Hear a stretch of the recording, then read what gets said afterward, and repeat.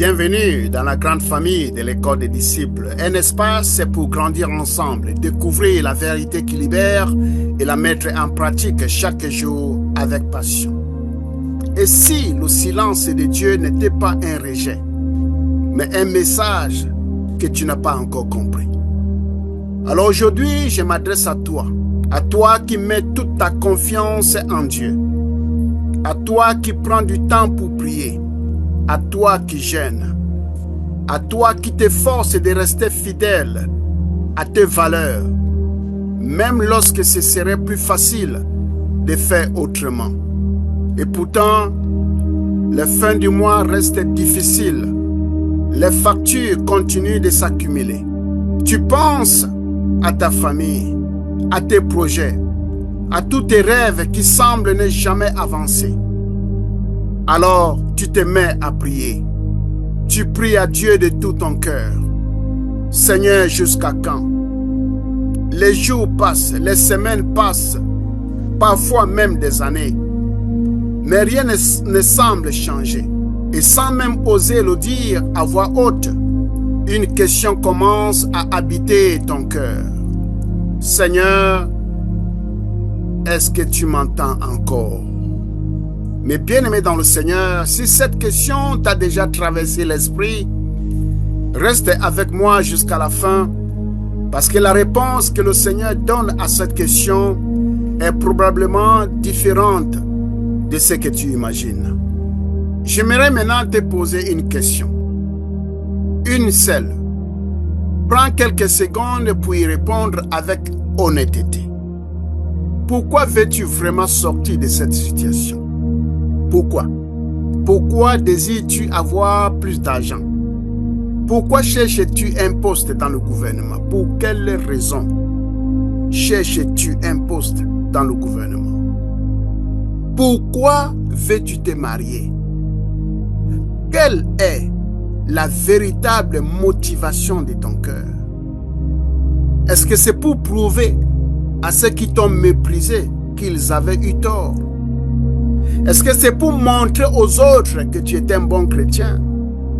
Ou est-ce que c'est pour mieux prendre soin de ta famille, être une bénédiction pour les autres et servir Dieu avec ce qu'il mettra entre tes mains? La Bible nous révèle une vérité souvent oubliée. Dans Jacques chapitre 4, verset 3, il est écrit: vous demandez et vous ne recevez pas parce que vous demandez mal dans le but de satisfaire vos passions. Alléluia. Autrement dit, avant de regarder ce que nous demandons, Dieu regarde pourquoi nous le demandons. Avant de regarder nos mains, Dieu regarde notre cœur. Mais il existe une autre vérité dont on parle rarement. Tu peux prier chaque jour, tu peux jeûner, tu peux demander un miracle avec sincérité. Pourtant, si Dieu t'a déjà confié un talent que tu refuses de développer ou une idée que tu repousses sans cesse, alors peut-être que tu attends un miracle pendant que Dieu attend que tu sois fidèle avec ce qu'il t'a déjà confié. Mais bien-aimé dans le Seigneur, il y a un principe biblique qui a profondément transformé ma manière de comprendre la foi.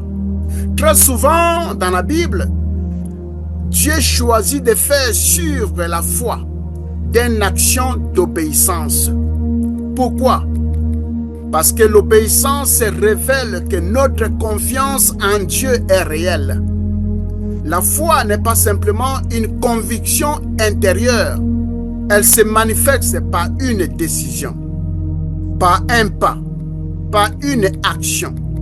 Et dans Jean chapitre 9, versets 6 à 7, Jésus rencontre un homme aveugle de naissance. Écoutez-moi très bien, mes bien-aimés dans le Seigneur.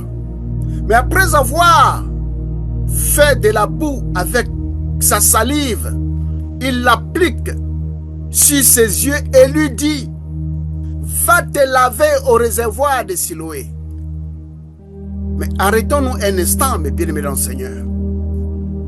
Le Seigneur sait parfaitement que cet homme est aveugle. Est-ce que vous m'écoutez, mes bien-aimés enseignants? Il sait qu'il ne voit pas le chemin. Pourtant, il lui demande de marcher. C'est précisément ce détail qui me bouleverse, mes bien-aimés enseignants. L'aveugle aurait pu répondre, « Seigneur, je ne vois rien. Je ne connais pas le chemin. Personne n'est là pour m'accompagner. Fais d'abord le miracle, ensuite j'irai. » Mais il ne dit rien de tout cela.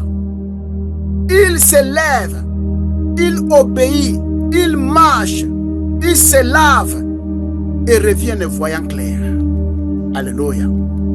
Mais bien aimé dans le Seigneur, le miracle ici n'a pas commencé lorsqu'il a retrouvé la vue. Le miracle a commencé lorsqu'il a décidé d'obéir alors qu'il était encore aveugle.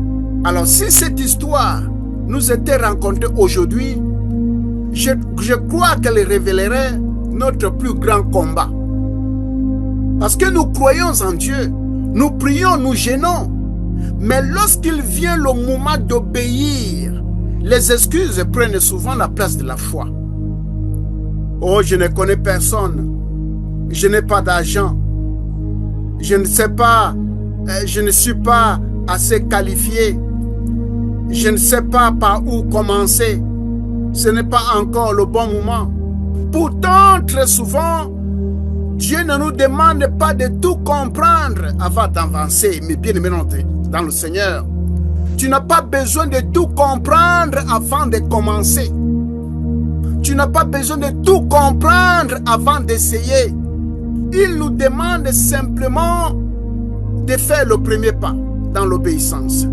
Car c'est souvent en marchant que Dieu révèle le chemin. Alors peut-être aujourd'hui, tu attends encore que Dieu fasse un miracle.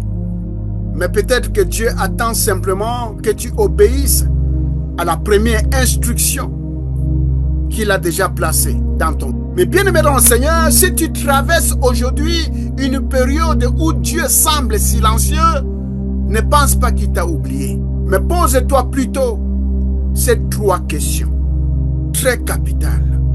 Est-ce que mes motivations honorent Dieu? Est-ce que je développe les talents qu'il m'a confiés? Est-ce que je continue à lui faire confiance même quand je ne vois pas encore aucun résultat? Et n'oublie jamais ceci.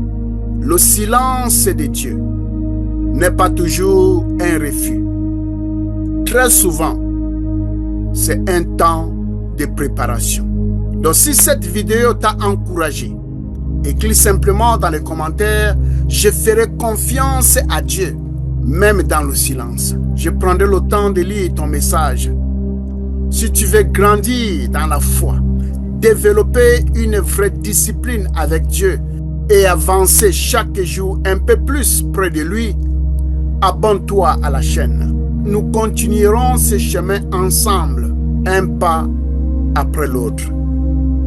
C'était le serviteur de Yahweh, Henri Ekoli, de la grande famille de l'école des disciples. Merci de votre écoute et de votre engagement à incarner ce message. Ne le gardez pas seulement pour vous, partagez-le autour de vous. C'est ainsi que Dieu se rend visible au milieu de nous. Merci et bye bye.